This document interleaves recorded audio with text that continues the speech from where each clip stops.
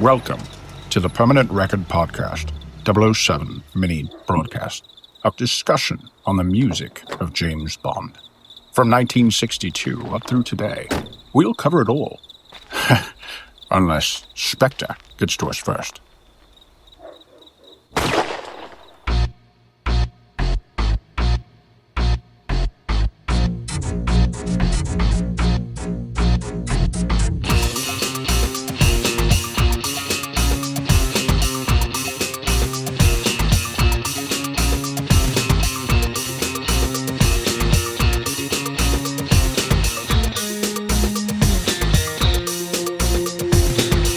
Whoa, I can't believe that we are back already, guys. Normally we do one of these James Bond shows like every year. Yeah. And we just released one, I think last month. But we are back talking about James Bond with our good friend Robbie Sims. Hello, Brian. Hello, Sarah. We are so happy to have you here again with us. And again, so soon. What you a can't treat. get rid of me, it turns out. I know. And why would we want to? Well, I think momentum is important if we're going to go through the Roger Moores. So I am glad that we're keeping this going. We'll be through to A View to a Kill by the end of the decade.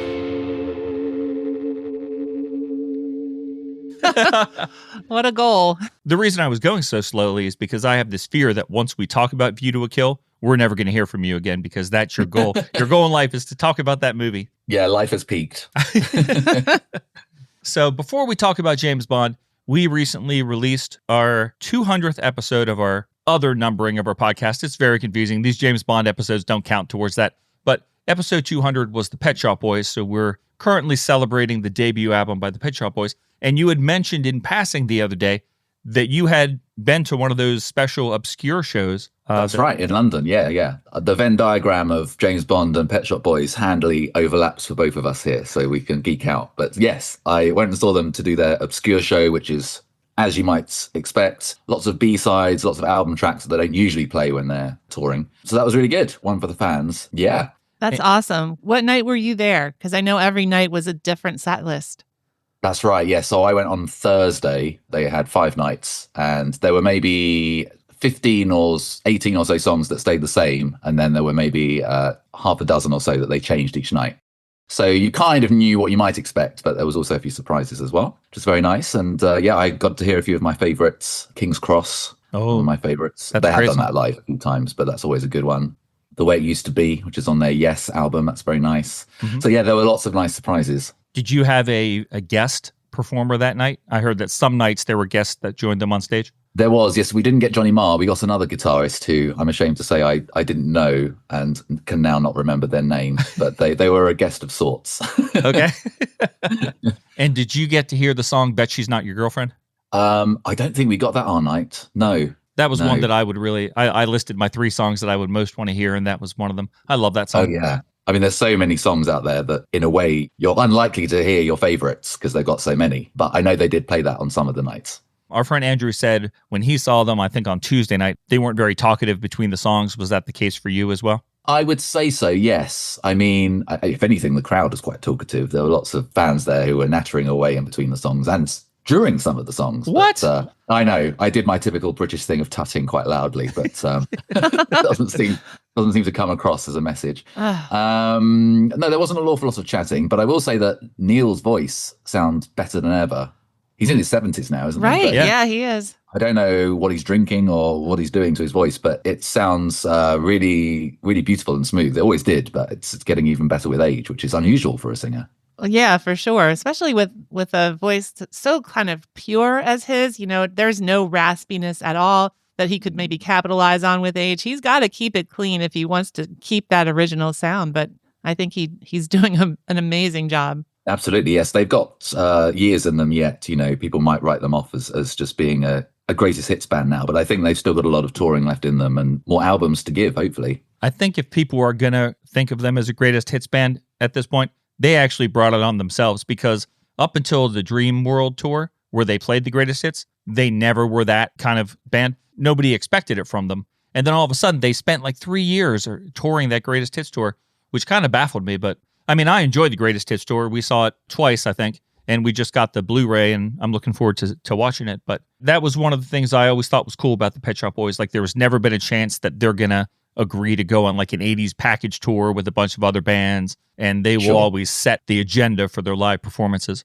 So yes, I wonder if them doing this obscure night was in a way a reaction or an antithesis of them having to do their Dreamworld Greatest Hits, which they've been going for like 3 years now with that. It's obviously very lucrative for them. So, but I wonder if they were sort of slightly sick of singing It's a Sin all the time.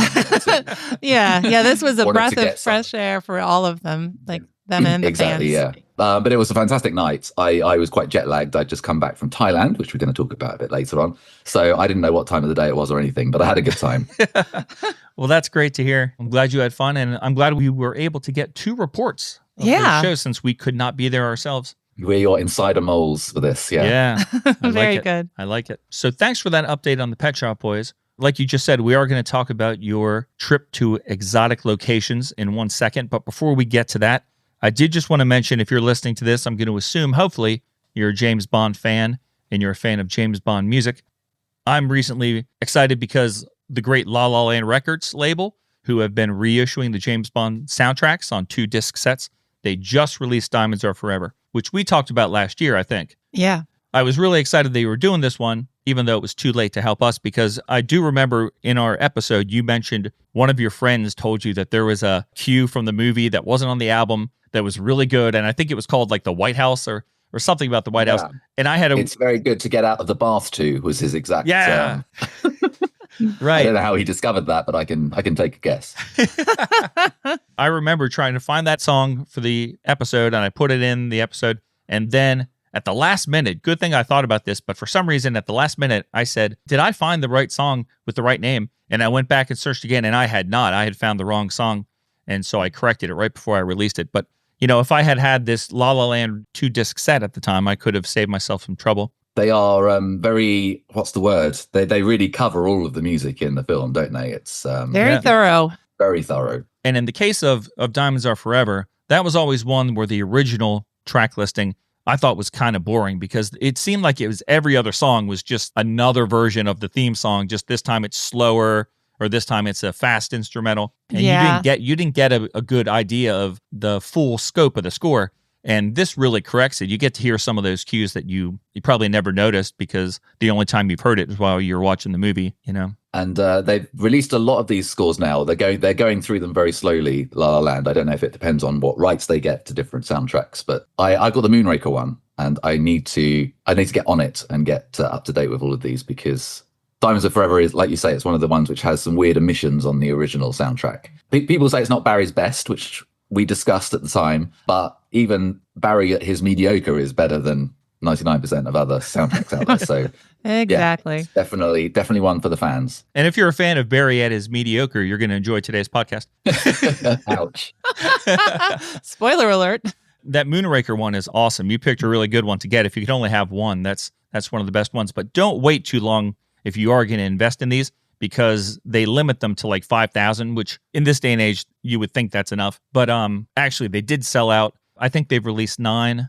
I've missed one. I can't get it. Die Another Day, I'm unable to get, because it goes for like $200 on eBay. Gosh, okay. Interesting. La La Land just posted that one of them, I forget which one it was, maybe it was The Man with the Golden Gun, is about to sell out. Okay. Well, I had to resort to listening to the Prague Royal Philharmonic do it when I was on holiday in Thailand to get me in the mood. I didn't have the official soundtrack with me. So the closest I could find on iTunes was our good friends, Prague Royal Philharmonic, doing a fair job at interpreting John Barry's music. Yes, Prague. It's always Prague. I don't know why they get the gig all the time, but, they're up for it. They must be very talented. And speaking of Bond music, which is why we're here, since we spoke last time, we actually have a new Bond theme, don't we? That's right, yes, with Lana Del Rey. Your strength is your youth, just use it and follow the music play. Promise you'll never change.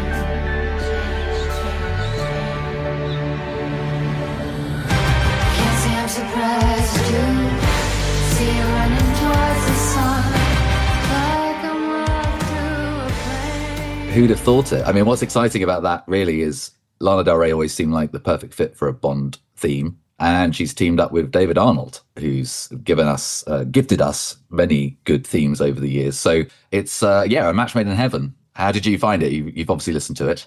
Oh, I thought it was really, really good. I still do think that. It's a very strong theme. It's just what I want from a modern day James Bond theme. It's got the strings, it's got the great vocals, good lyrics. Yeah, I'm a big fan. I'm a fan as well. Because I'm old, my brain had a little problem with the fact that this is for a video game. Like at first I was like, this doesn't carry as much weight just because it's not a movie. But I think on this very show, I talked about how old people need to understand how huge these video games have become, you know? The budget on video games is more than movies sometimes. Yeah, we talked about that with Blacklight, I think. Oh, okay. This is a pretty huge event. And I love the way that the people behind it are really promoting it like it is almost a movie, like it's a major thing. There's a series of a dozen promotional videos on YouTube that the company has released that talk about different aspects of the game. And David Arnold is out there doing interviews about the songs and the music. And it's just a very exciting time, you know, in lieu of any real concrete James Bond movie news. This is at least, you know, scratching that itch. Absolutely, yeah. I thought the song was great, and it sort of scratches the nostalgia itch because weirdly now David Arnold is kind of an era of Bond, which we haven't had for a while. The last time he did the score was, 2008, I think, almost 20 years ago. So hearing it, it was strange because it did feel evocative of maybe the Brosnan era or just, another time, the before times of Bond. And it was very nice, very satisfying to hear that after so long, not this drought of not having any new Bond sounds to listen to. I feel like the song, if it was attached to the new movie, the new Bond theme, people might criticize it for being a bit too safe because it does fall into the Bond sound so easily. But because it's for a video game, it's the first thing we've had in God knows how long. So people are, I think, very grateful to get to get anything new. And this had no reason to be as good as it is. Although, like you say, video games are like a huge industry now. So they need to push it and put everything they can behind it. Right. And I know exactly what you're saying about evoking the Brosnan era. Still, when I listen to it, the chord, maybe one or two chords that lead up right before the chorus, those chords to my brain, they're still building to the chorus of The World Is Not Enough. I always think it's going to go to The World Is Not Enough. Yeah.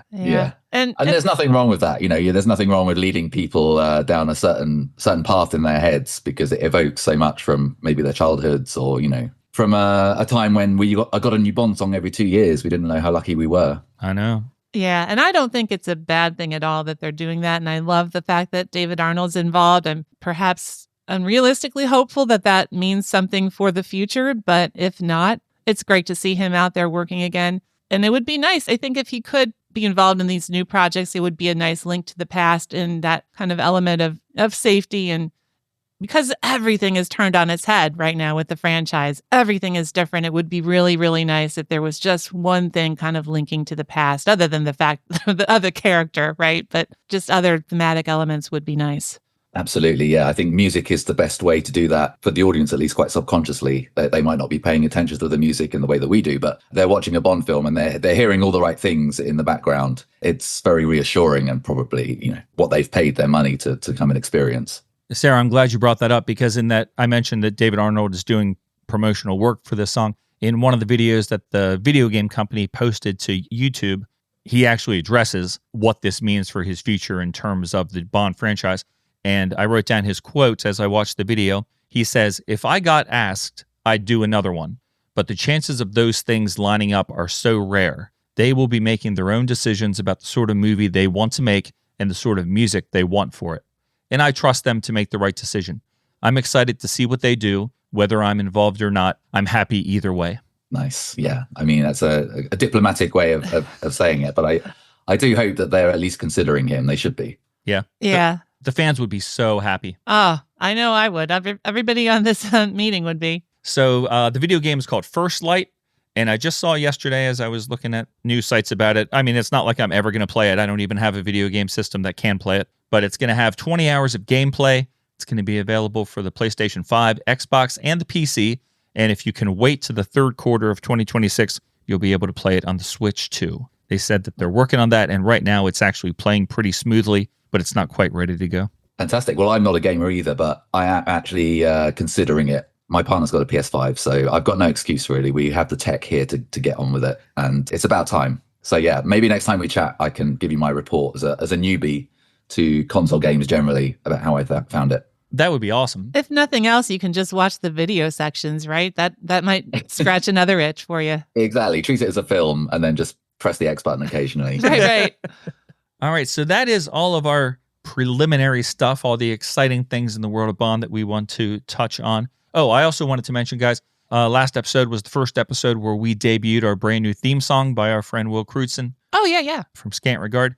You know, it combines the James Bond theme with one of the biggest dance hits of the 90s. But after we debuted that episode on social media, some people were telling me, unbeknownst to any of us, I think, it also features music from Front 242, specifically their song called Headhunters. Oh. So I don't even know that song. I know that band, but they were a band that I grew up being afraid of because they were too industrial for me. So I'm going to have to go check out that song and see what they're talking about. Yeah, that's news to me. Yeah. So Will is pulling music in there from all over the place. He's so talented. He can do that and make it all sound seamless. He really does. He's awesome. So speaking of seamless, let's seamlessly transition into The Man with the Golden Gun by talking to Robbie about his recent trip around the world, his recent vacation to an actual James Bond location, right? Yeah, this is the stars have aligned quite well here that we're talking about the Man with the Golden Gun soundtrack. Perfect. Just after I've come back from Thailand, which is where they filmed a huge section of the film. And in particular, there's, of course, Scaramanga's Lair, which is a sort of weird rock formation island in the middle of a beautiful bay on the west coast of Thailand.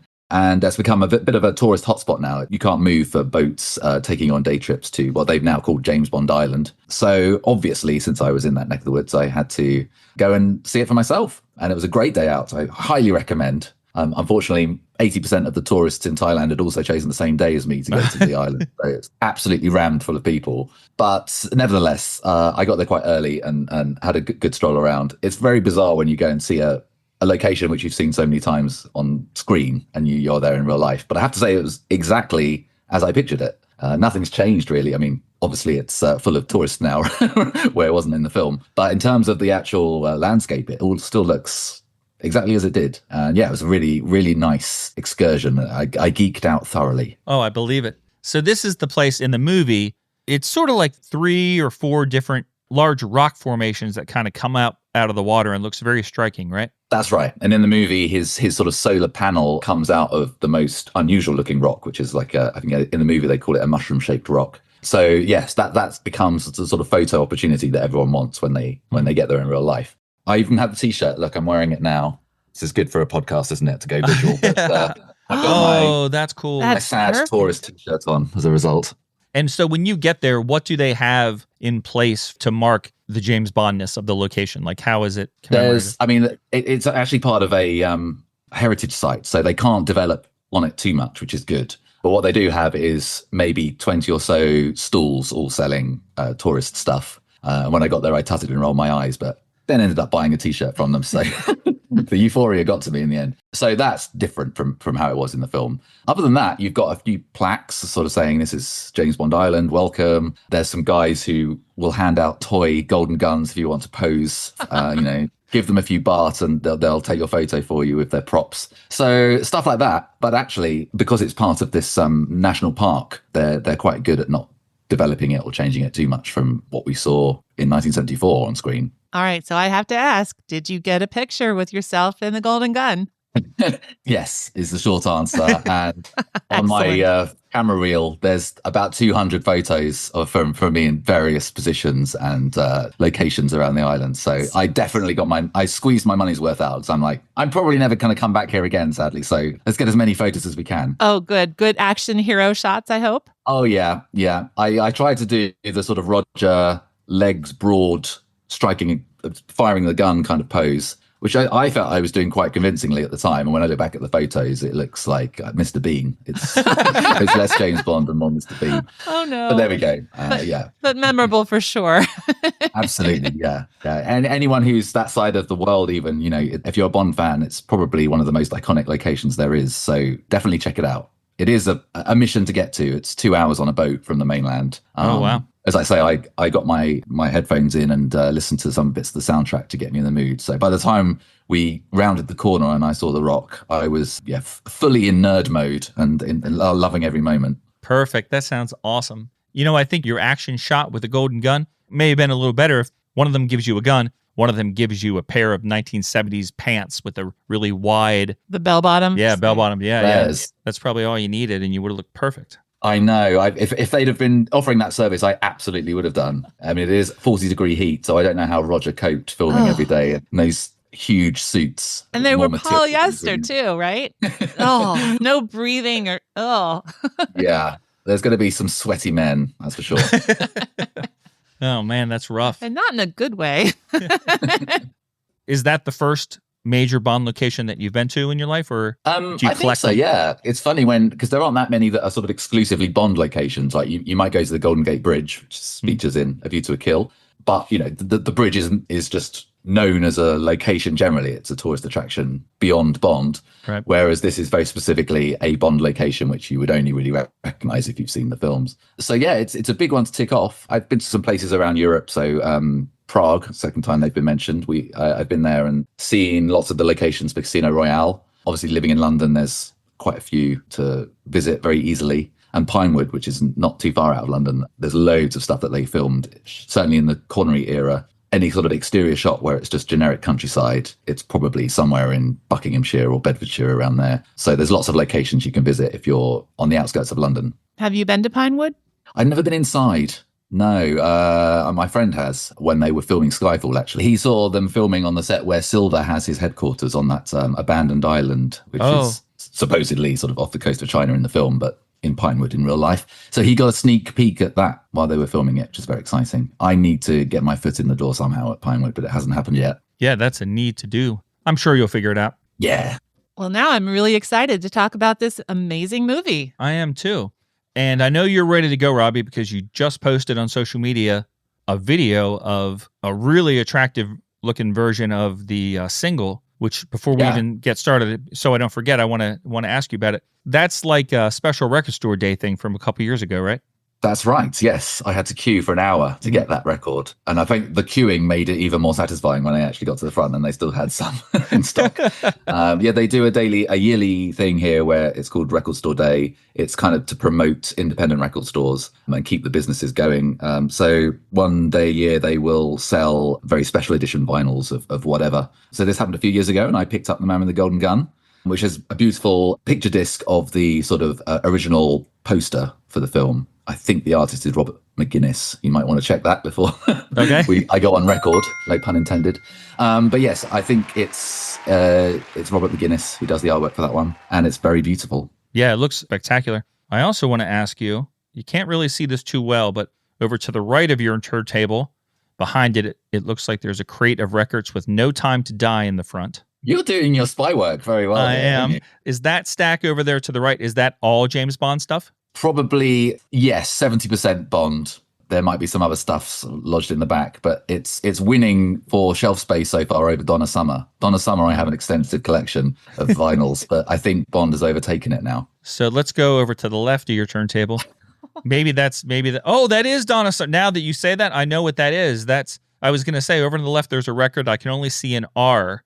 But that is over on the left side facing outward. That's that compilation where she's kind of sitting on the cover. On the radio, parts 1 and 2. Yeah. Wow. Okay. Brian, your spy work, your spycraft here is impeccable. Thank you. I was going to ask you what that was. I wouldn't have been able to figure it out unless you had mentioned Donna Summer. But as soon as you said that, I knew what that was. There is a Donna Summer, a John Barry overlap. Do you know about that? If I do, I can't remember it.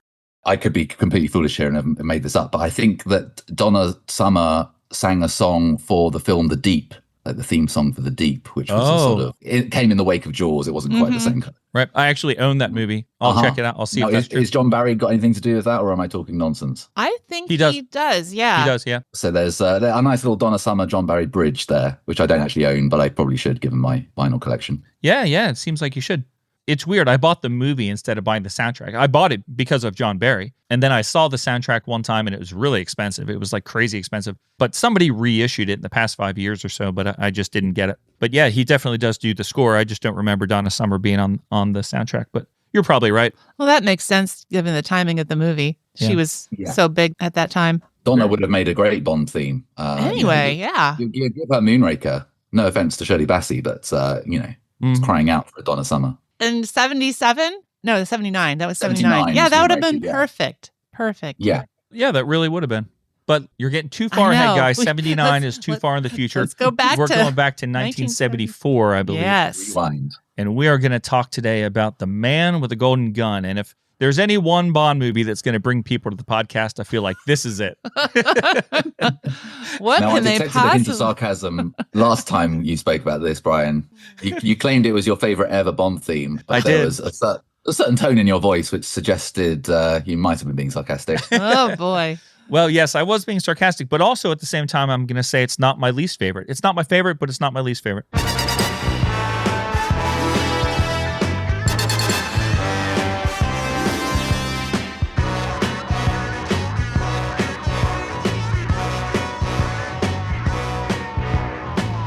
has a powerful weapon.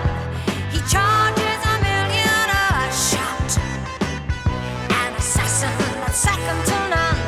The man with the golden gun. But before we even talk about the music, what do we think about this movie, this installment of the James Bond adventures? Robbie, Live and Let Die was crazy popular. Mm-hmm. I think we mentioned last time it was the number 8 movie of the year here in the U.S., and it was either 1 or 2 in the U.K. Did this live up to that? Was this a worthy follow-up? And do you enjoy this movie? Okay, well, I know that it suffers a bad rap. I think if you were to ask most people to rank the films, this would not feature highly. It's always considered one of the dodgier ones. And I think it's dated quite poorly. The action isn't the best. Maybe the script isn't the best. But let's focus on the positives. We've got Roger Moore. He's fantastic. Okay. We've got one of the best villains, I think, Christopher Lee as Scaramanga. Locations, need I say more about the fantastic Thailand locations there? So it's got that going for it. I could pick any Bond film out of a barrel and list the reasons why I love it. Mhm. So it's quite hard for me to sort of distance myself and say objectively, yes, this is not as good. But I can see why this might rank quite low, especially when you've got The Spy Who Loved Me, one of the best ones, coming up next. Right. Live and Let Die previous, which was very well received. So yeah, it might be a little bit of a lull in proceedings, but we are going to find the joy in every moment. That's our goal. What do you think about the people who say that Live and Let Die, a lot of its success stems from the public's curiosity to see who the new James Bond is and how he is going to be with his 00 license? And that, in fact, at the end of the day, they weren't 100% satisfied with that movie, Live and Let Die, and that the producers just moved so fast that they didn't really get feet. Like, I'm sure nobody really wanted more J.W. Pepper. What are you? Some kind of doomsday machine, boy? There may be things in Live and Let Die that people did like, but J.W. Pepper wasn't probably one of those things. And so do you think the producers focused on bad things in Live and Let Die and brought them into this movie as well, thinking that people like them? Sure. Yeah, I think this one has one of the shortest gaps, certainly after Connery, of production. So it came out maybe 18 months after Live and Let Die. So that's a tight turnaround anyway to get your film sorted.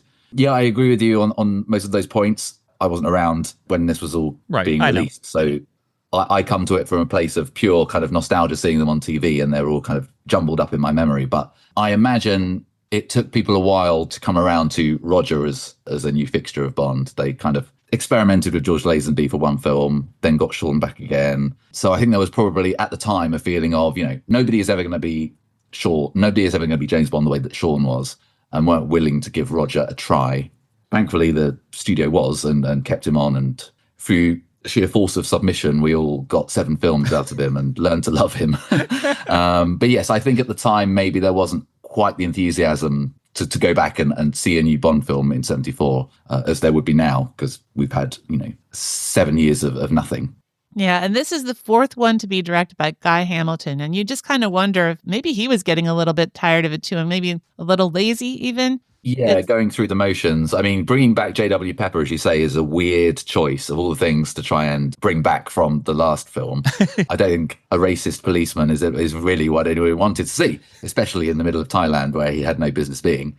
Yeah, that's not the kind of continuity I'm looking for in a Bond film. Yeah, it's very strange, the choices they made. Last episode we were talking about how in the films themselves, sometimes we will hear snippets of other Bond themes sort of hidden in the film. And Brian, you mentioned the whistling janitor in On Her Majesty's who's whistling the Goldfinger theme. Right. Now, we were trying to think of other examples of this happening. This sort of happens in The Man with the Golden Gun, although the actors themselves or the people in the film aren't aware of it. They can't hear it. Mm-hmm.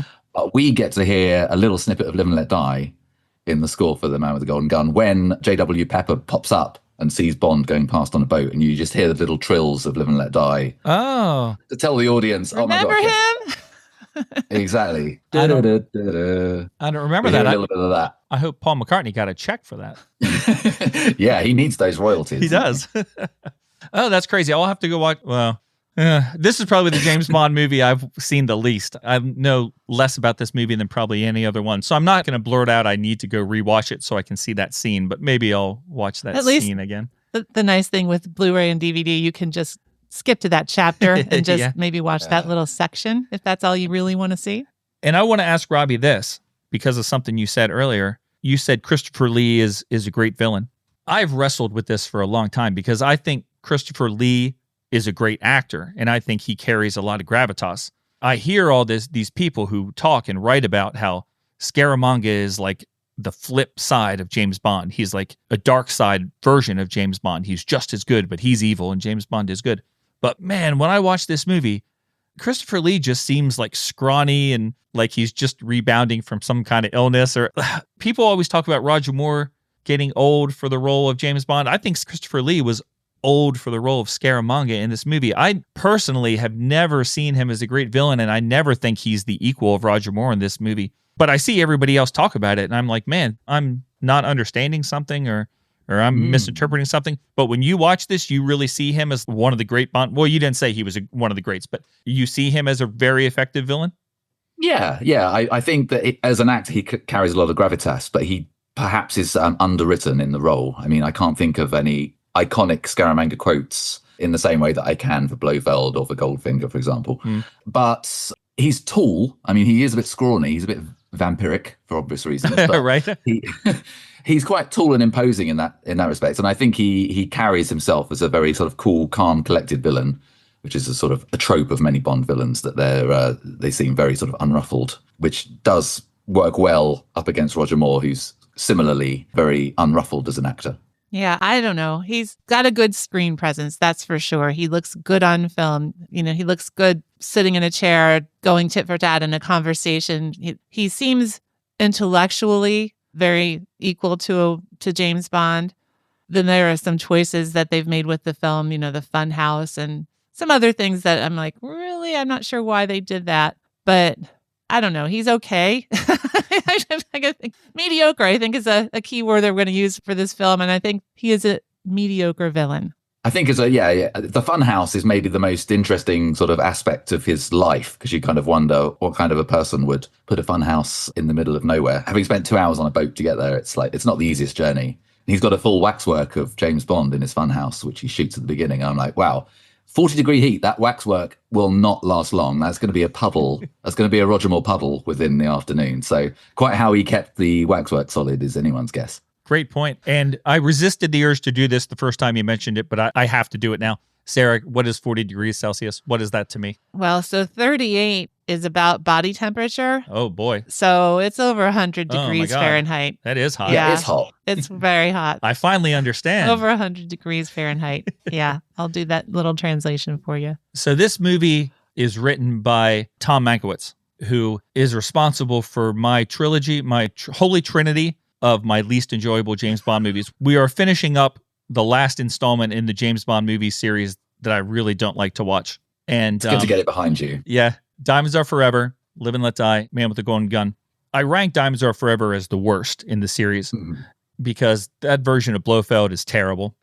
And I think I just sort of also give it minus points because you brought Sean Connery back. I mean, I love Lazenby. I love Lazenby. But when you bring Sean Connery back, you're really hoping you're going to do something awesome with him. And they did not do that. So I also penalize it for that. So I put Diamonds Are Forever last, but I put next to last, I put this movie that we're talking about today, Man with the Golden Gun. Where do you have it on your list? My list is a sort of an always work in progress, but it's probably, let's say 19, 20, somewhere out of 25. It's down the bottom. Because it's Roger Moore, you know, I can't completely discount it. but I would say it's not dated terribly well, and it doesn't have the same sort of action beats that even Live and Let Die Before it did. Yeah. The only memorable stunt really in the film is the car doing its 360 twist on the bridge. That's pretty amazing. But apart from that, it doesn't really have that many memorable set pieces, I wouldn't say. And Sarah, I know you make fun of me a lot of times from all my lists. Yeah. Do you have a James Bond list? And if so, where do you put this one? I don't have a specific list. I can't tell you exactly right now where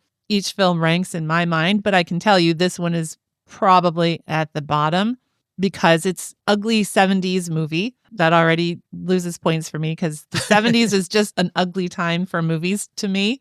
The plot is even more contrived and convoluted than some of the other ones that we get from a Bond movie. And we've not even talked about the children at the dojo yet. Oh my gosh, how are we not talking about that ridiculous part of the movie? Come on. That is just awful to me. Children get weirdly served in this film because, there's the children in the dojo. You mean the karate school girls? Who kind of save the day. I mean, that's female empowerment right there. It is, but it just doesn't make sense. It doesn't make any sense. Oh my gosh. And then having saved the day, they then get in a car and drive off and leave Bond on his own. Seems a bit counterproductive. The opposite of female empowerment would be Mary Goodnight. Absolutely, yes. A Bond girl who probably ranks quite lowly for a lot of people too, for the very reason that she comes across as a little bit ditzy, which I'm sure was Tom Mankiewicz' intention. Yep. But it's not a very positive role model for a female spy. No, I had enough trouble with Tiffany Case kind of switching from smart and canny to dumb bimbo. This one, at least she's consistent. She's a bimbo the whole time. But it's not a good look. So I have a lot of problems with this one. Yeah, it's a shame. The other Bond girl really in the film is Maud Adams, who plays Andrea Anders. And she doesn't really last that long in the film. No spoilers. Well, it is a spoiler. She dies. So she doesn't get that much screen time, which is obviously why they thought we must get her back. And she, of course, stars in Octopussy a few films later. So she really maybe had potential to be the better Bond girl of the two of them. But Mary is the one who gets to snog Bond at the end, unfortunately. Yeah, Maud Adams is definitely good in this movie. And in fact, one of the few scenes that I think is really effective and sticks out in my mind, even after all these years, is her death scene. Another location I went to, actually, which is the Thai fighting arena in Bangkok. Really?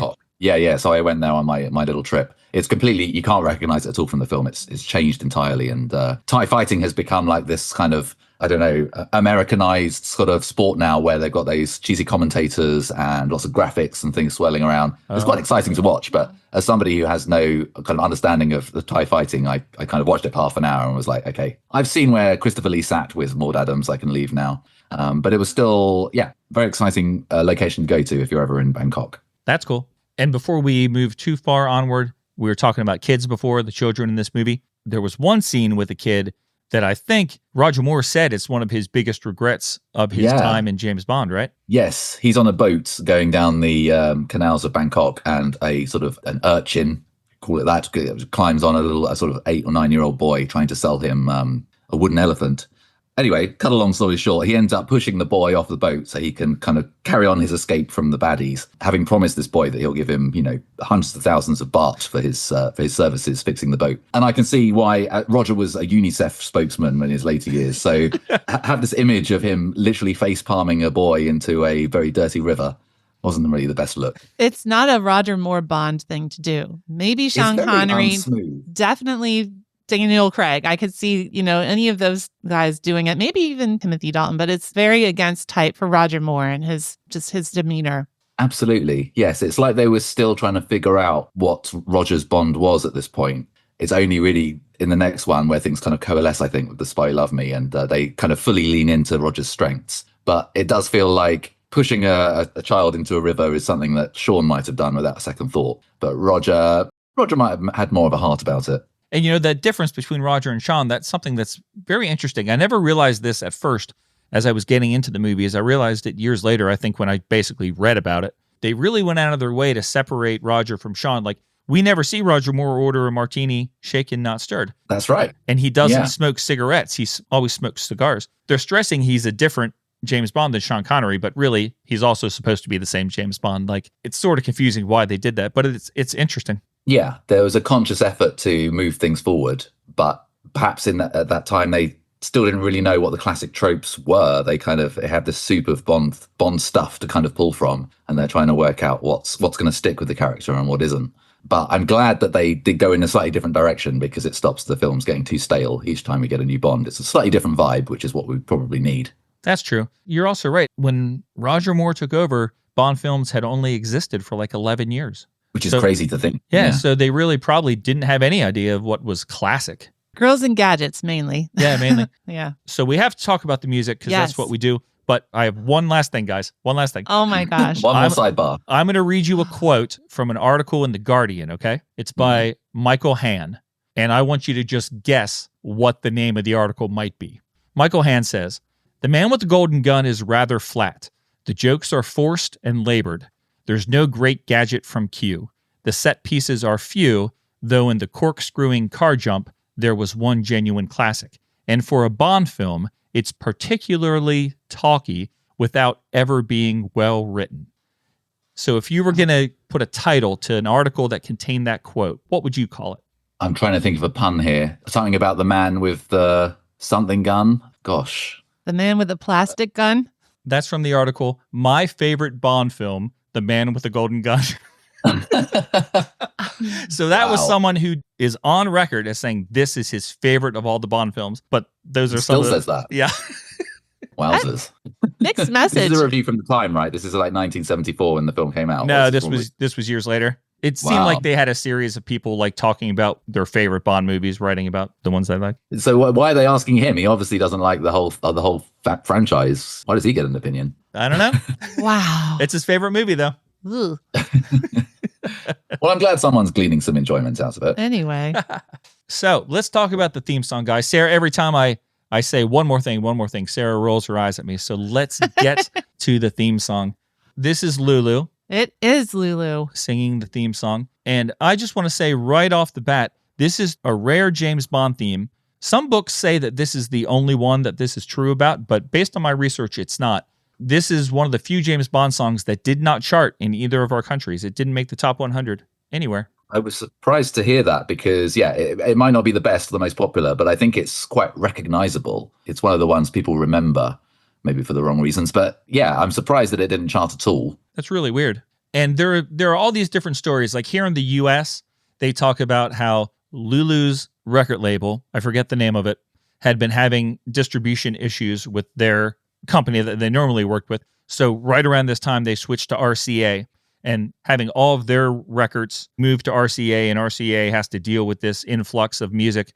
Something got messed up, and they only pressed promo 45s that they sent to radio. Based on this John Barry book I read, in the U.S., they just forgot, and they never pressed 45s for the stores. Wow. So would that explain why it didn't chart? Just because there was no supply to meet demand? Right. But that's not the case in the UK. And they said further proof of that is that Billboard magazine never reviews it. And they're in Cashbox and Billboard. Billboard is our chart magazine here. And at the time, there was also one that was just as big called Cashbox. And neither of them ran ads for it. In the past, anytime there was a Bond single, there would always be a big ad for it in those industry magazines. So at first, I kind of didn't believe that story. But then the more evidence that I found, it does seem like it may have happened. That's crazy. How do you forget to make singles for a Bond film theme song? It does sound like they maybe didn't have the confidence in it from the get-go and were sort of like treating it very much like, let's just skip over this one. We don't need to bother trying to push this one. Maybe, who knows? But something weird was happening. Yeah, that doesn't make any sense because Lulu was huge in the UK. Like she really was basically a one-hit wonder in America. You know, What was her hit? Shout? No. We got To Sir With Love, another movie theme song. And of course, she starred in that movie with Sidney Poitier. But that hit number one in America, was number one for 5 weeks.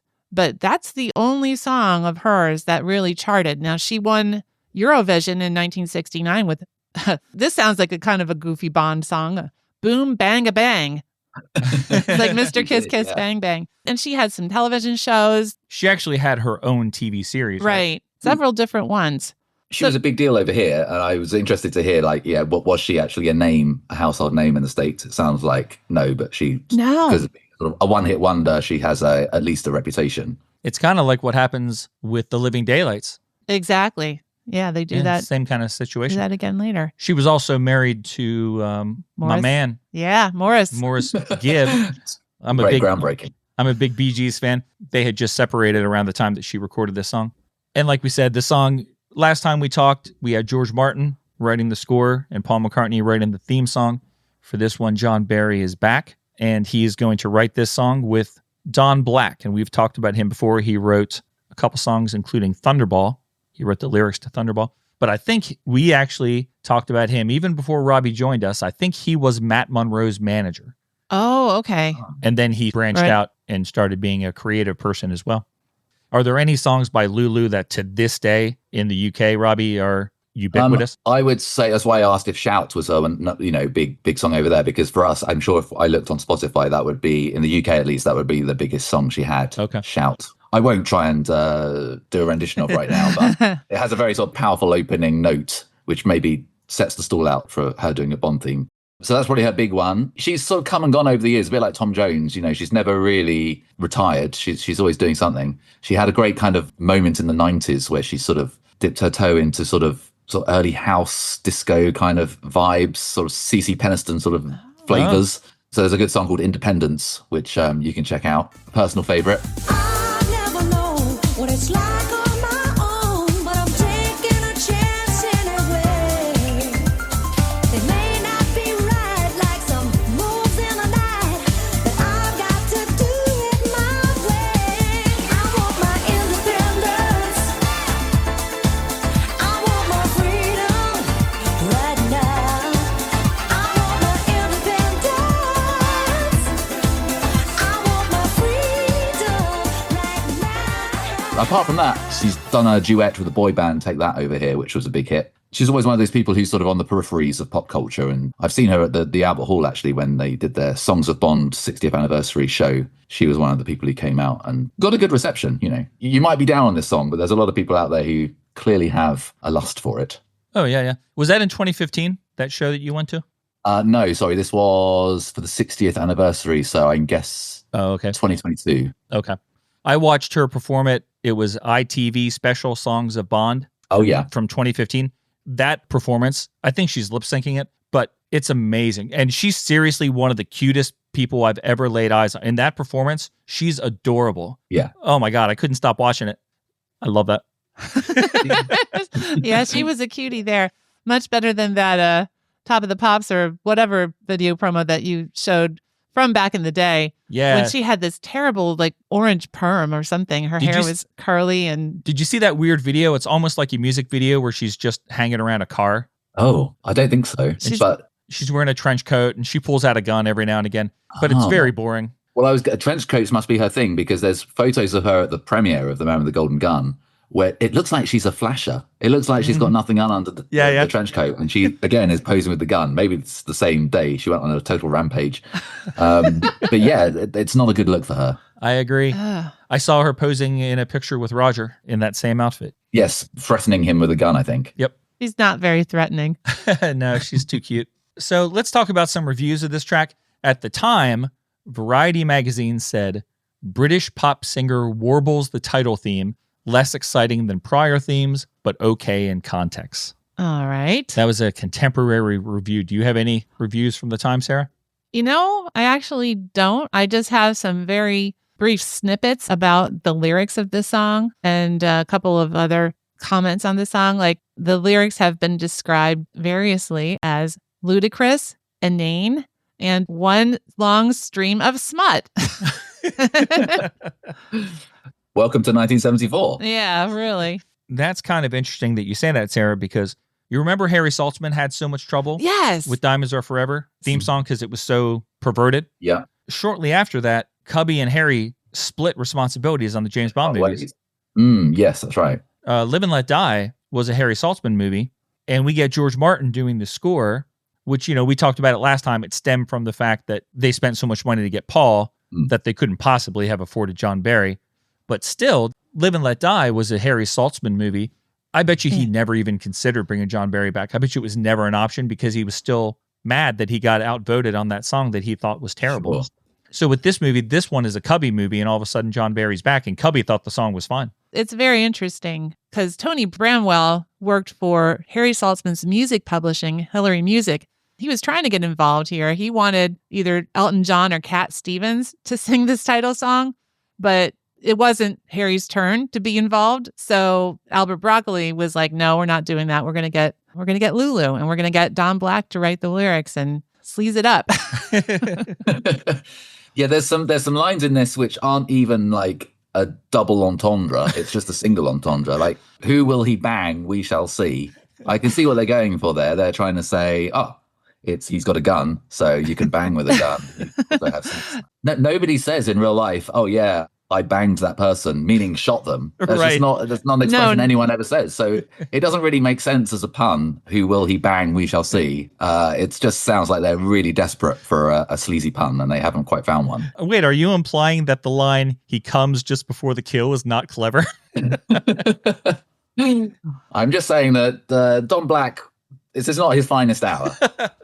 I should know this, and I should have looked it up, but maybe you guys, one of you can just tell me. Did Don Black have anything to do with the lyrics of Diamonds Are Forever? I think he did. That's what I was thinking Respect that that. he did. I did a little comparison because I had a little section on this. We talked about how Harry Saltzman was so upset about the lyrics and how it's very sexual, Diamonds Are Forever. I just took a few snippets out from each song to compare. So we have Diamonds Are Forever. They are all I need to please me. They can stimulate and tease me.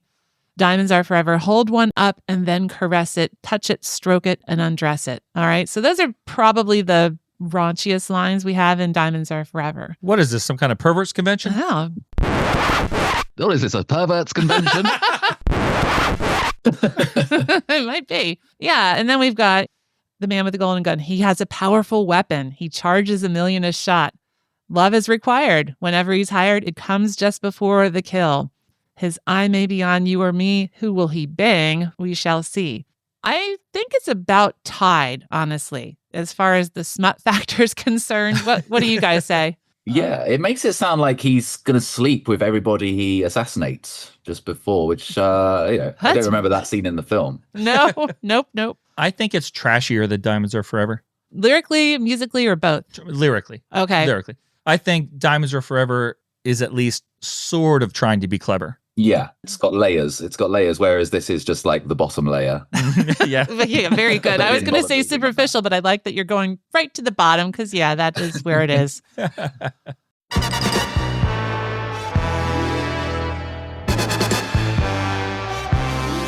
Going back to the reviews, that was the only contemporary review I found, but I did have just these two lists that I go to a lot of times whenever we talk about the themes. Rolling Stone magazine at the time of Skyfall ranked all the James Bond themes, and they put this one at 22 at the time, which was last place. And they say that this is a fitting theme for a Bond movie in which the villain is largely defined by the fact he has a third nipple. Oh, we didn't even talk about that. Yeah. The sleaze just keeps on coming. Yeah, it does. 1974's The Man with the Golden Gun served as perverse proof that 007 was here to stay. If this laughable ode to Roger Moore's penis couldn't kill the spy franchise, nothing can. Which I think is a misinterpretation of the lyrics. Yeah, this is Christopher Lee's penis. Thank you very much. Well, I mean, but... get your penis straight. Oh, wow. Oh, boy. But this is another first with this movie and the music in it. We talked about the first musical first being that this was the first James Bond theme that did not chart. The second one in this movie is that the end theme is not exactly the same as the opening theme lyrically.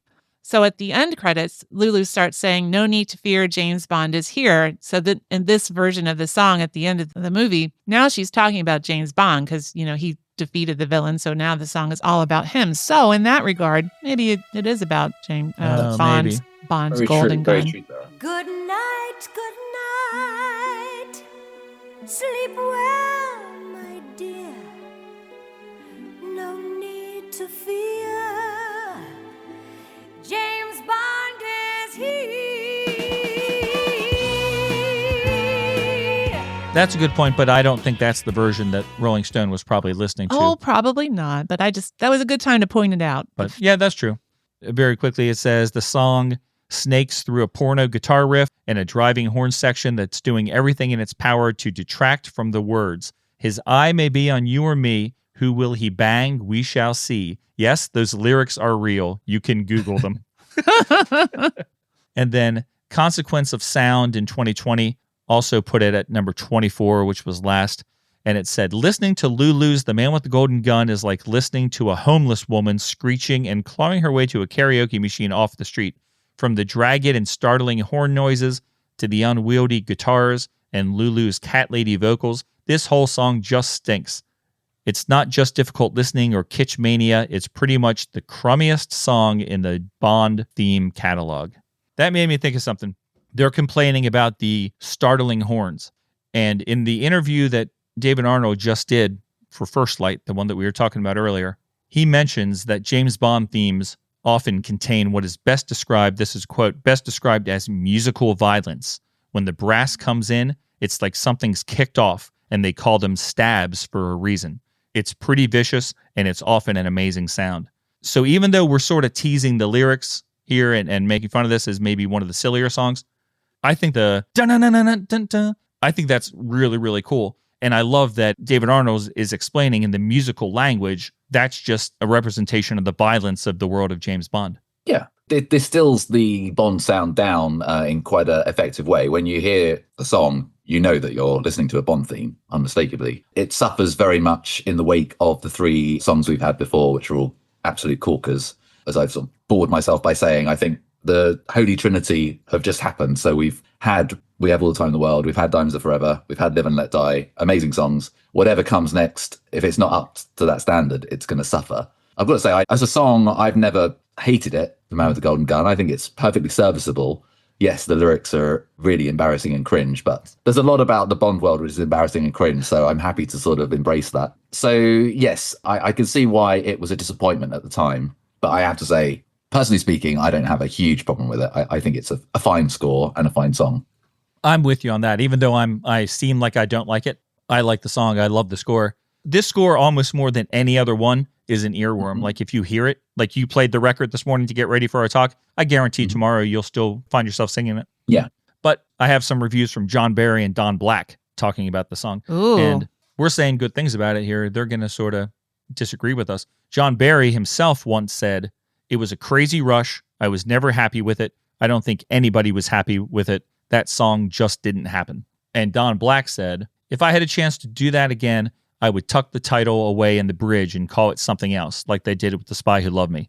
It was all just a delicious piece of nonsense, really, a piece of cartoon hokum." Sure, which can sum up so much of the Roger era. You know, in that sense, they might be on brand, but as a creative endeavor, obviously it wasn't ticking even the creators' boxes. You know, they weren't happy with it themselves. I mean, I think they were also both rushed. You know, John Barry only had 3 weeks to do this score and this song. He was so busy right now. At this time, he was, in demand. 3 weeks. That's crazy. That's why you hear a lot of the same things over and over again in this film, because they just had to reuse it. And I'm sure Don Black didn't have a lot of time either. Yeah, I wrote this down just to tell you how busy John Barry was at this time, Robbie. So between Diamonds Are Forever and this movie, John Barry had written a huge West End hit called Billy. He had just finished scoring Blake Edwards' The Tamarind Seed. He was scoring Gregory Peck's The Dove. He had just started work on Day of the Locust, which was reuniting the Midnight Cowboy production team. He had started scoring Katharine Hepburn and the Laurence Olivier TV film Love Among the Ruins. And he had also conducted the James Bond Suite, which combined a lot of his earlier music with the LA Philharmonic and then with the orchestra at the Royal Albert Hall, which was then recorded and released as part of an album called The Concert John Barry. So he was doing a ton of stuff.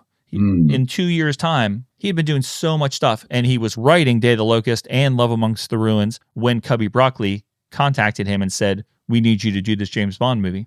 And you'd imagine that, as we discussed in the last episode, John Barry had kind of sort of said he'd had enough of doing the Bond, that he was out of juice with it. He had no sort of more ideas to bring to the table, so that he was quite happy to step away from it. So it's interesting that he, despite being that busy, he still came back. I imagine a large paycheck was involved. Probably. I'd have to think so. You remember last time we talked about how I forget what the number was, like maybe it was 20,000. 25,000. 25, like that's what they wanted to pay because that's what they had paid previously, which would be Diamonds Are Forever. Yeah. So for Barry to come back, they had to have increased that 25,000. And do you think that his score sounds lazy or derivative, which is often the criticism? I referred to the fact that there are a lot of pieces that are just repeated throughout that. So, I mean, I guess in that regard, you could call it lazy. I don't know that it was lazy. It was just really just time crunched more than anything. I think that when I listened to the expanded La La Land record version of it, which gives you, I think, all of the music he wrote for the film, I think that made me like it a lot more. Okay. It does have more to it than what you think if you listen to the original record. People complain about this now. They complain about it with You Only Live Twice, especially. Like John Barry, a Western musician, trying to incorporate an Eastern sound, but using our musical scales and our sensibilities and stuff. I love the You Only Live Twice soundtrack. It's one of my very favorites. I don't love this one as much, but I do like the times in here where he tries to musically represent the setting of the film. I understand it's not legitimate, that if they wanted legitimate, they should have got somebody from the region to write that music. But Sure. I like it. Yeah, I think it's probably not going to be on anyone's list of the best Barry scores, the best Bond Barry scores even. But as I said earlier, even a mediocre score from him is better than 99% of most other things. So I'm still grateful for it. Like it's better than Spectre. It's a better soundtrack album than Spectre. Ooh. Wow. You dropped that bomb. Okay. Now we've got to wait 20 years to talk about it. We mentioned To Sir With Love earlier. We did. Sarah, you said that was Lulu's hit here in America. That was also a collaboration with Don Black. Okay. That was the connection to her that they were able to kick off the conversation to see if she would want to do Bond. They brought her on board. And this song, the theme song, was recorded on September 4th at CTS Studios in Wembley. And the mixing engineer, John Richards, when asked about the sessions, remembered that Lulu had a wonderful personality. She was everybody's sweetheart. She was so upset that she was battling a cold and she wasn't sure how things were going to turn out. Oh. If there is any like huskiness or deepening of her voice due to a cold, because I don't know what she's supposed to sound like, but there is a growly bit to this song and I think it works really well. Yeah, if she did have a cold, that kind of leans into the sort of raspy, almost sleazy sound that you want, doesn't it? Yeah, I would agree. I saw an interview with Don Black, and he said that John Barry said to him at the time that this song should be like a cartoon. And Don Black was a little taken aback, and he questioned him, you mean like with a wink to it, like a wink to the audience with it? And so Don Black says that when we wrote the song, our tongues were planted firmly in our cheeks. And we came up with a song that still said Bond, and it still said killers, and it still said murderers, but something about it put a smile on your face. And this is the first time, I think, do you agree this is the first time the Bond franchise is going to have that attitude? Perhaps. It's become self-aware and is leaning into the cheekier side of things for the first time in a more purposeful way. And it seems from, the general reaction at the time and even now, maybe they leaned a bit too far. And you need to bring it back a bit and have at least a sort of veneer of classiness over the top of all the sleaze. Yeah, this is definitely a much more, I guess, lighthearted Bond theme than we've gotten so far. I don't want to go so far as to say throwaway, but it definitely is on a different level than the other songs that have come before it. I think it's supposed to be much more, I don't want to say enjoyable, but just kind of easier to consume, maybe. Yeah, it's a blast, and it's not making any apologies for just being a tongue-in-cheek bit of fun. I don't think I understand fully the way the 60s Bond films were accepted by the public, but I know that at some point in Bond's lifetime, particularly in the UK, your television shows them around Christmas, right? Especially around Christmas, but to be honest, all the time. All the time. It's sort of like a family event, right? Like sons sit with their dads and watch James Bond. So at some point in time, James Bond became family entertainment. I get the sense, I don't know, but I get the sense that around the time of Thunderball and Goldfinger, it was not. It was sort of supposed to be more sophisticated, kind of dangerous and sophisticated, cutting edge. Is it possible? None of us were really alive. We were alive, but we weren't paying attention to things. Could this be the start of the era where Bond sort of starts to become this family-friendly franchise? That's a good point. They've got the mix completely wrong in this one because it is so sleazy, so it's very uncomfortable to watch It's a very with dad. like You know, they, It goes to the bottoms up club, for example, where there's topless women dealing the cards and drinking drinks. right. I think we're making even a stronger case for them trying to find their way yet in the early Roger Moore era, because we've got the bottoms up club, we've got these lyrics, and then we've got children in the dojo fighting. Yeah. So, oh, hey, kids, look, there's kids in the movie. You're going to enjoy this. And then, hey, there's something for the adults too. I don't know. It's they're really trying to cover a lot of different ground here. It's a very weird mix, but then again, it was 1974. Like, the perceptions and conceptions of all sorts of different things, from feminism to race relations, it's all quite different.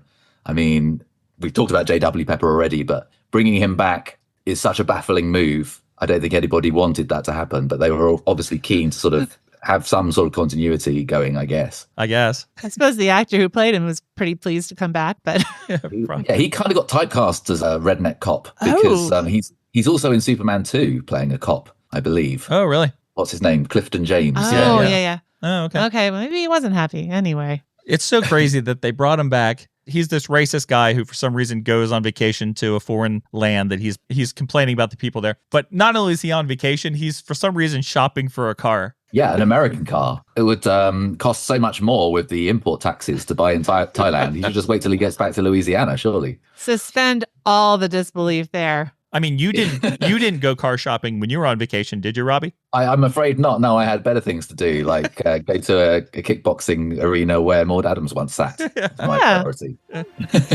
Time better spent. Yeah. Yeah.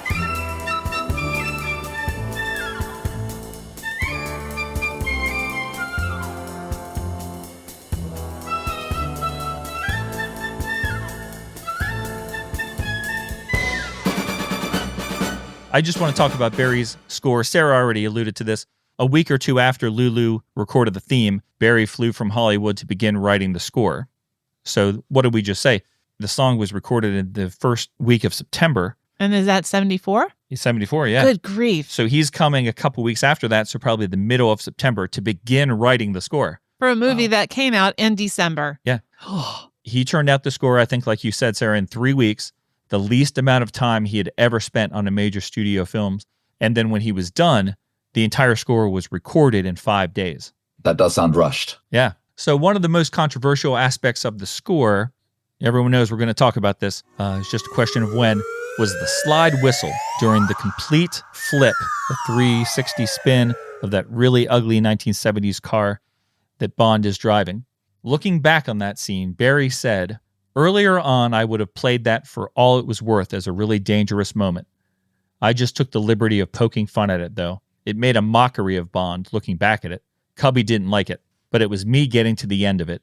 If there were any cracks in the painting, they were starting to appear then." Wow. It's good of him to admit that, at least, Yeah. What do you think about that part of the movie there, Robbie? Sarah's shaking her head in disgust, but we'll go to you first. Yeah, it's a shame because that is the centerpiece stunt of the whole film, where he does this 360 barrel roll, and any kind of weight or impact is taken out of it by this comedy slide whistle that's on the soundtrack. It doesn't even align with the corkscrew jump, really. It's sort of a half a second too late. That's my problem with it. It should really peak as the car is peaking. But anyway, as a whole general creative decision, everyone's decided that was pretty lousy, I think. And I'm guessing that's on the soundtrack as well, right? On the official soundtrack of the La La Land release, it's still there with the slide whistle. We all have regrets. Yeah. Maybe that was one of John Barry's. It sounds like it might have been. And Brian, you alluded to something a minute ago when he said he told Don Black to treat the song like a cartoon. Right. I mean, that sounds like his mindset at this time, and that would definitely align with the slide whistle because it is such a cartoon kind of thing to do. Yeah.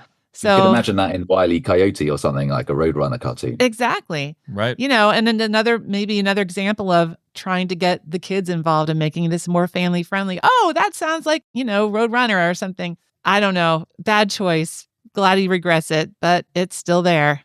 If I recall correctly from my reading, that was the first stunt that was designed by a computer.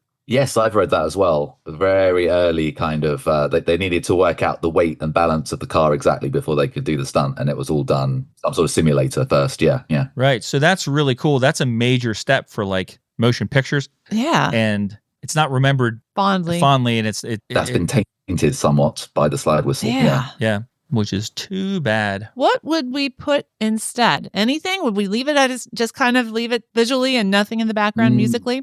Well, David Arnold likes to say that he would only pull the Bond theme out for like a really special occasion, like a real impact moment. So I guess that would be the time to do it, to just have the Bond theme blaring. Or yeah, you leave it silent and have J.W. Pepper screaming in the back seat. If I was in charge, Sarah, there would be some non-Bond theme music playing as the car approaches the bridge. When it leaves the bridge and launches into the air, music stops. No sound for the flip. And as soon as the tire hits the ground, Bond theme. Ba-da, ba-da. Yeah, I like that idea. And also, I feel like you would want to somehow, we get one shot of the flip taken from the side. You know how sometimes movies, if they do something really cool, you actually end up seeing it like 3 times. It just is a camera angle change. Yeah. I would somehow get more footage of the stunt in the movie because it's such a major stunt. If we get pigeon double takes later on, why can't we have a couple of different shots of this really impressive double taking? Yeah. Exactly. Right. I mean, John Woo is a good example of someone who overdoes that. John Woo did Mission Impossible 2, and there's a shot of an explosion in Mission Impossible 2 from like 9 different angles. So you see this thing explode so many times, it just becomes ridiculous. But yeah, I think the car jump could definitely have done with a little bit more to put it in perspective. Yeah. So a lot of times, if there are alternative versions of the songs or other groups that had recorded attempts at the theme songs, we talk about those. So how about this one? Did you guys discover any alternate takes of The Man with the Golden Gun? Well, I don't know of any other versions of this song, but I know that Alice Cooper wrote a song for the film, hoping that would be the Bond theme, also called The Man with the Golden Gun.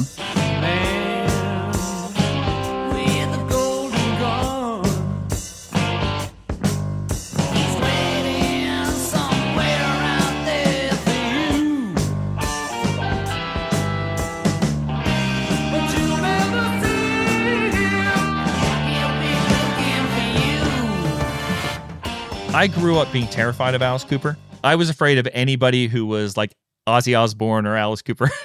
I did not do well, but I was too afraid. I hardly know anything about Alice Cooper. Was Alice Cooper a band? You're a little bit younger than we are. Like, were they a band that was important to the world of music while you followed music? Well, not particularly in my world of music, I have to say, but I'm not a metalhead. But yeah, I've always thought Alice Cooper was just a person, like the lead singer guy. I've never really questioned that he was called Alice. That's only just occurred to me as strange. You know, when you grow up with something and it's, okay, he's called Alice Cooper. So I don't know if even the band is Alice Cooper or it's just him. It changed over the years. I have a friend who's big into Alice Cooper, so I know some things now.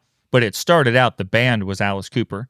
And then at some point, the lead singer, whose name is actually Vincent Furnier, he was Alice Cooper. In the beginning, it was the band. Sure. I mean, most people would know him from School's Out. That's the only song I can think of that was a hit over here anyway. The thing I knew him from when I was a kid was that he was on The Muppet Show. I used to watch The Muppet Show every week. And you watched that episode even though he was on it? I did. Oh, you were brave. Which is a crazy mix. I mean, if we're talking about things like this movie, not knowing if it's for adults or for kids. Yeah. The Muppet Show with Alice Cooper.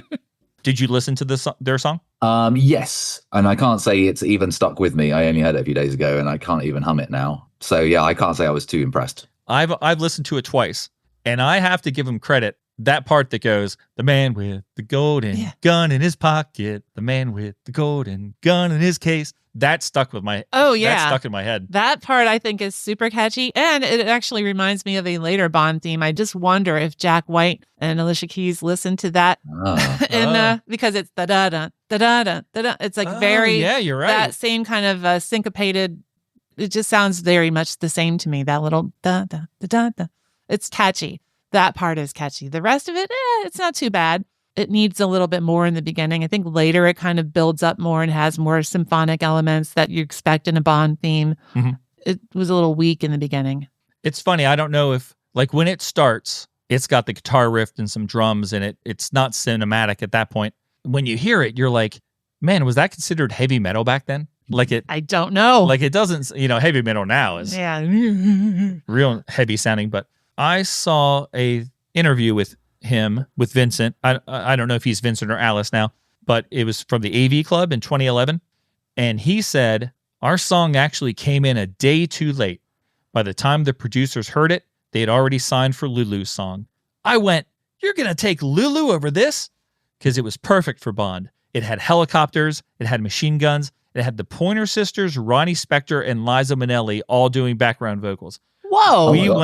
We went to every single one of those John Barry albums to try to invent the perfect James Bond song. So my friend Sly Dog, who I mentioned is big Alice Cooper fan, he also sent me, he took pictures of some pages from an Alice Cooper book. And that Alice Cooper book also mentions those are the background singers. That's incredible. What the a Pointer lineup of- Liza Minnelli, And Ronnie Spector. Ronnie Spector. Good heavens. Sorry, that song has now gone up in my estimation quite a lot.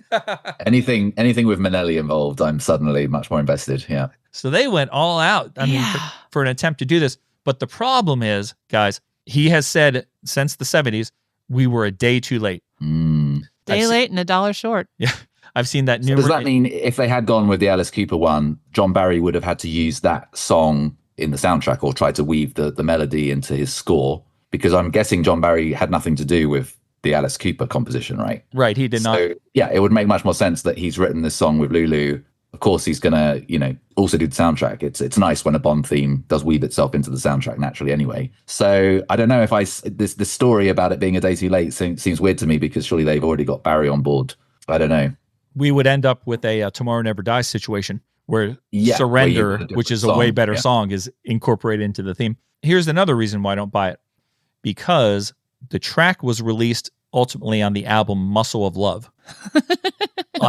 Which is very on brand. Yeah. On November 20th, 1973. So the whole timeline is very confusing because the song was released in 73. So Bond producers would never take an existing song. I think Cubby has said that before. We don't want something that was already in existence. We want brand new for Bond. That's right. And that's one of the reasons Radiohead were considered for Spectre. And they'd already written a song, I think, called Man of War, which they submitted. But because it had already been on an album, it was already released commercially as a track. Sam Mendes was like, no, we need something new. It's got to be new. If only because the Oscars, for example, if you want to get nominated for an Oscar for the song, it has to be a brand new song that's not been commercially released. So Radiohead lost out on that, went away, wrote a brand new song, which is amazing, called Spectre, and then delivered it too late because Sam Smith had got in there, shamefully. Yeah, it's obviously one of those things where, quite rightly, they want the song to be bespoke to the film. That makes sense. Yeah. Maybe you guys know the timeline a little bit better. If that album came out in November of 1973, based on when Live and Let Die came out, and did the end of Live and Let Die say James Bond will return in The Man with the Golden Gun? They already knew that the movie was coming out and that was going to be the next movie. So anyone watching the movie would know, oh, this is the next movie. Alice Cooper, the band, said, well, we should write a song for it. Maybe that's what happened. That must be it. Yeah, that's a good point, actually, that you could, in those days when it would literally announce what the next title was going to be for the next film, you could leave the cinema going, okay, I'm going to write something for that and submit it. It was much easier then to do that. So in terms of of alternate takes of things, the only other things I saw were there were artists at the time that would record like instrumental versions of Bond themes. So like Jeff Love and somebody who I actually had recognized the name did an instrumental version, but this was the only song I found. Is that the same for you guys? Yeah, I don't think we had a lot of different versions of this song in existence. No one is clamoring to sing Who Will He Bang? We Shall See. No. Not good for the credibility. Let's wrap it up and give our final words on the track. You don't have to necessarily rank it like this is my number 19 song or whatever, but what's your feelings about this song, Sarah, as we wrap up? I don't like this song. In a nutshell, I don't like this song. I think it's harsh sounding to my ears. I get those horns in the beginning. That's, I understand that. But there are other parts of it, even in the singing part, that I don't think are very melodic.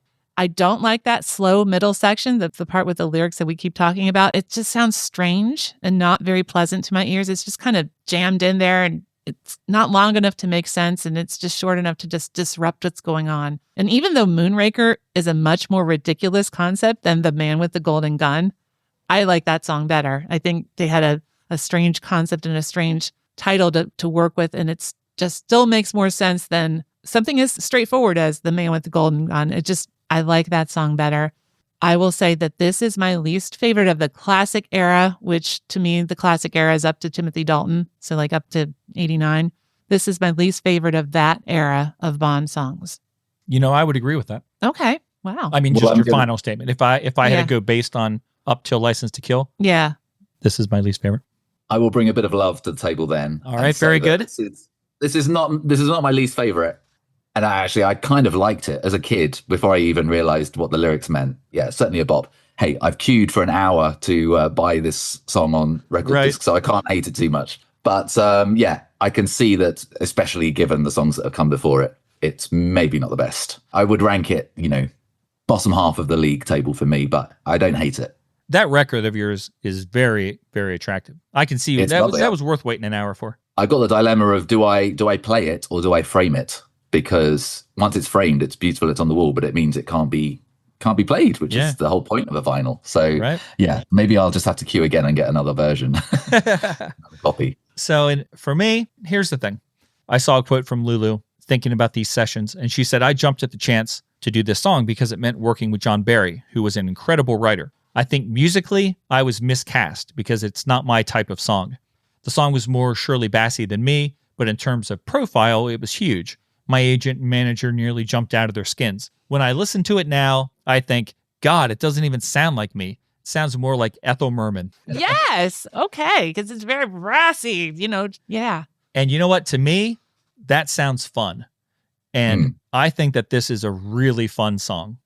It's not one that I'm going to ever tell anybody, oh, you want to get into John Barry? Listen to this. But if I'm going to say, hey, you already like John Barry and you're exploring his catalog, you want to hear something crazy, something really fun that he did, check out this song. So I have a lot of good feelings towards this one, even though I've been teasing it. I do love it. I love to sing it. If I hear it, it gets stuck in my head for days. I'm going to put this one at number 21 on my ranking, which seems really low, but I have a lot of love for this song. It's fourth from the bottom, but I have a lot of love. It's the lowest of any song that we have covered to date, but that doesn't mean I don't like it. There are very few James Bond songs I don't like to some extent. I'd say there's only two. And it's crazy, Sarah, that you just out of the blue sort of compared this to Moonraker in your summary, because when I was trying to place this on my list, Moonraker was the song I was having a struggle with. Moonraker and Man with the Golden Gun had to be 20 and 21. And I was trying to figure out which one was going to be number 20. And ultimately, I put Moonraker at number 20. Moonraker's not as fun. This is more fun than Moonraker. Yeah. And Moonraker is Unless not... you're talking about the disco version of Moonraker, in which case... Oh. That's all the fun. True. That one is... That one's really good, but I was talking about the theme version. We'll be talking about that one before too long, but that's another one that also gets caught in my head. So I'm putting this one at 21, and I do have a lot of love for it. I wish I had gotten that Record Store Day vinyl, because when I saw it on your turntable today on Threads, I was very jealous. Maybe I can bequeath it to you in my will. How about that? You'll have to pay for the shipping, though. I'll fly over to get it. I don't want it to risk getting lost in the post. Good thinking. And since I'm begging for music right now, remember earlier I mentioned that I can't ever find that Die Another Day La La Land record for less than like $200. Oh, yeah. If somebody listening has it and they want to give it to me, feel free. I'll even pay the postage. What a deal. Yeah. All right. So that is our look at the Man with the Golden Gun. Before we leave, before we get out of here, we always put Robbie to the test with James Bond trivia. Robbie, in case you don't remember, your current score is out of a possible 20 points, you have 26 points. I can't understand how that's happened, but I'm not going to question it. Oh, you got some bonus points for, I don't know, being cool. Yeah, because More facts than was strictly necessary. That's usually the style. if there's one thing that the makers of the reel-to-reel picture show James Bond 007 movie trivia game like to do, it's offer the possibility of bonus points. And give you a very long title to read. Yes. So, Robbie, we have 4 questions for you. Okay. Take this seriously. If you don't take it seriously and you actually drop below 24, it'll be a great shame. Okay. Thank you for adding some jeopardy there. Yep. Yeah. Well, I know that the From Russia with Love has been my weak spot so far. So if there's more From Russia with Love questions, No, you're going to be good. You are going to be good because you actually said the answer to one of these questions already today. Oh, okay. This particular card is a pretty cool one. I think you're going to have good luck with it.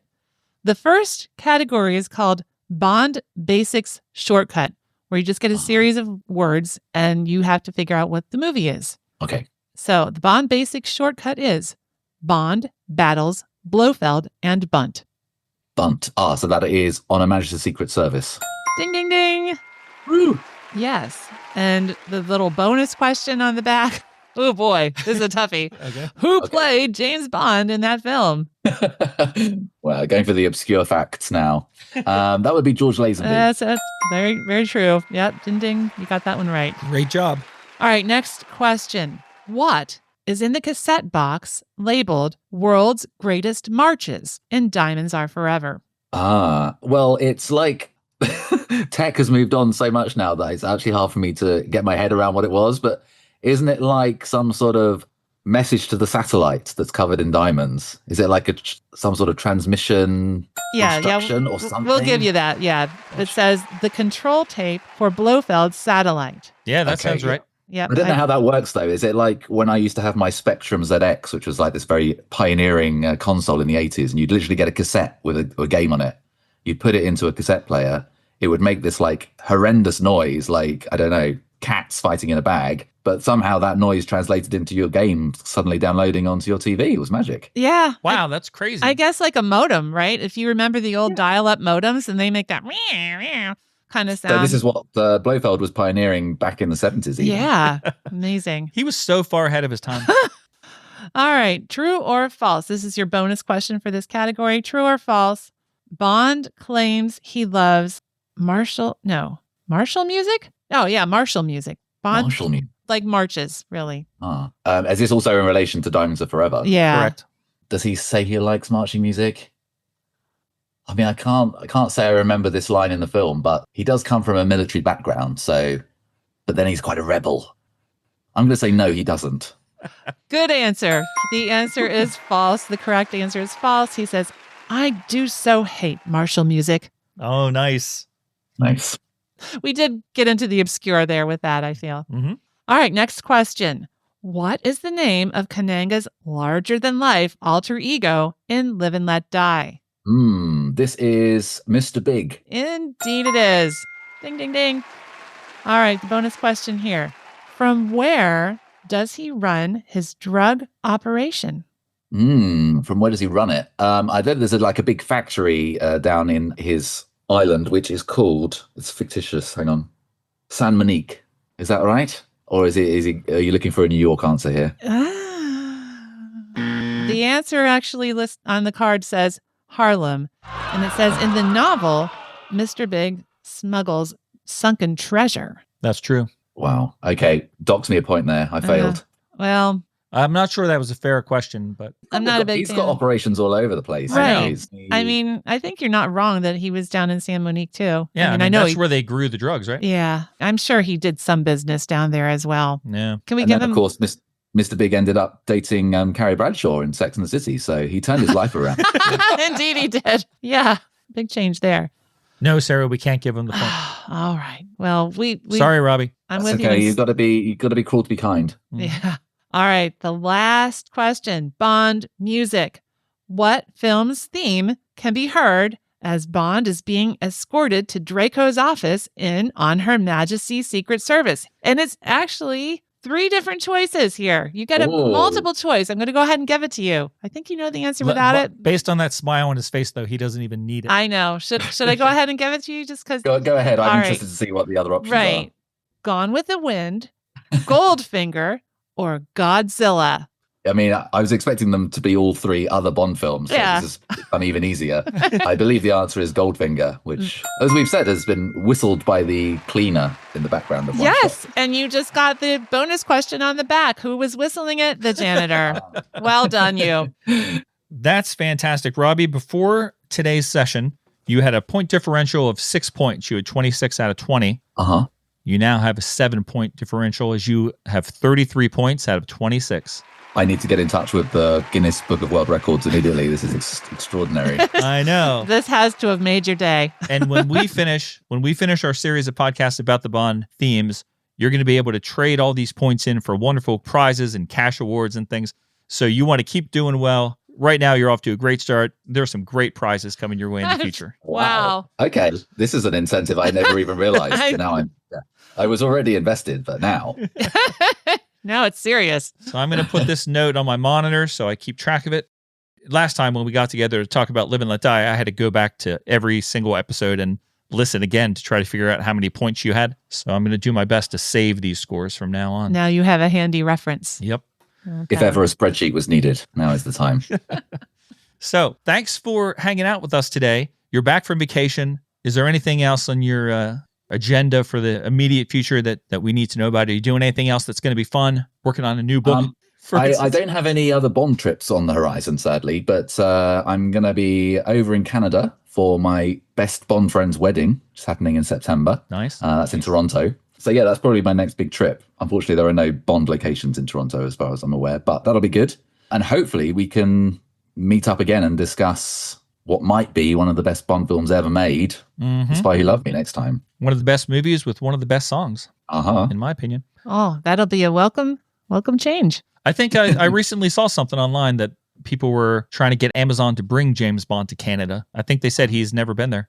That's right. Yeah, that's one of the big parts of the map that's kind of been missing him. Yeah. So yeah, that would be a good location. And that's crazy because, Canada is like a part of the British Empire, or the Commonwealth, or whatever they're calling it. Yeah. It's weird because he hasn't been to Australia or New Zealand either, which are also big Commonwealth. It's like it's not quite exotic enough for him. For us, we need something a bit more foreign. Well, when you're there, try to scout out some possible locations. The CN Tower. That's got a bungee jump written all over it. There you go. Right. All right. Well, thanks so much for making time to hang out with us today, Robbie. It was fun as always. And Thank you very much for having me. It's always a pleasure. Even more Rogers on the horizon, which is very exciting to me. It's going to be awesome. Thank you very much for having me, guys.